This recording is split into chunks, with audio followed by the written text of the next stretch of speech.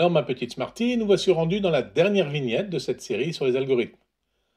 Oui, je suis bien contente, mon Pacalou. Ah bon? Non, non, j'en peux plus, mon Pacalou. Bon. Allez, on va finir en beauté malgré tout. Imagine que tu aies un calcul complexe à réaliser, en physique par exemple, le mouvement d'un boulet de canon. Ah bon, c'est beau ça? Et puis c'est compliqué, mon Pacalou. Assez, mais on va s'en sortir en faisant une simulation du vol du boulet, en faisant des approximations successives de sa position. On va imaginer un canon à la position x égale 0 et y égale 0 dans ce repère orthonormé, et un boulet part avec une vitesse v0 en formant un angle alpha avec l'horizontale. On va utiliser maintenant la loi de Newton sur l'accélération. La seule force que subit le boulet est une force verticale vers le bas, son poids, qui vaut mg. M c'est la masse en kilos et g la gravité à hauteur du sol, environ 9,81. Donc l'accélération sur l'axe des y, qui est la dérivée de la vitesse, ça vaut moins mg. Et les m se simplifient de chaque côté. L'accélération sur l'axe des x, lui, vaut 0. On néglige le frottement de l'air. Et pourquoi tu négliges, mon Pacalou? On pourra en tenir compte, Smarty, en effet, dans une simulation plus pointue, pourquoi pas.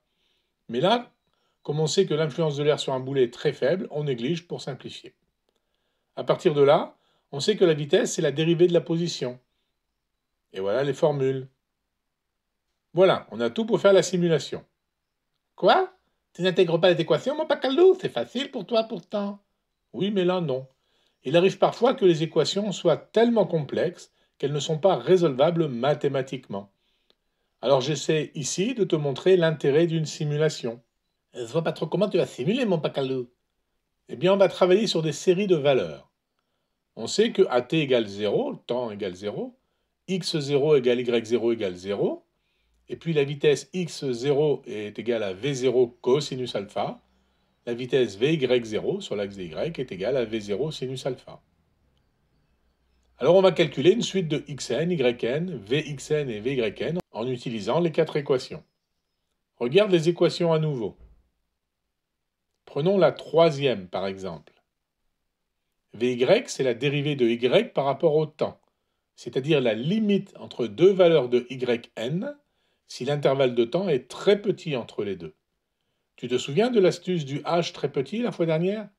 Oui, pour les zéros d'une fonction, mon Pacalou. C'est ça. Eh bien ici, au lieu de prendre un h très petit, on va prendre un dt, un espace de temps très petit. Alors du coup, on peut écrire l'équation 3 comme cela. Vy, c'est égal à yn plus 1 moins yn, le tout que divise dt. Et en réarrangeant, yn plus 1 est égal à yn plus vy fois dt. Alors on fait pareil pour les trois autres, et nous sommes fin prêts pour notre algorithme de simulation. Oui, mais ça va être quoi le critère d'arrêt de tes calculs, mon Pacalou? Ça peut durer longtemps, tes 4 suites, là. Eh bien réfléchis. À ton avis, quand s'arrête le vol du boulet? Ben, quand ils tombent par terre, mon Pacalou. Et ça veut dire quoi un boulet par terre? Ah, ça y est, j'ai compris. Ça veut dire que y, sur l'axe des y égale 0. Donc maintenant, je peux écrire l'algo. Et moi le code. Ah zut, ça fait une boucle infinie, le programme il s'arrête jamais.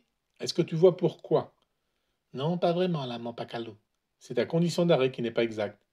Si, j'ai bien mis y égale 0 pour la sortie de boucle. Sauf qu'il s'agit d'une simulation.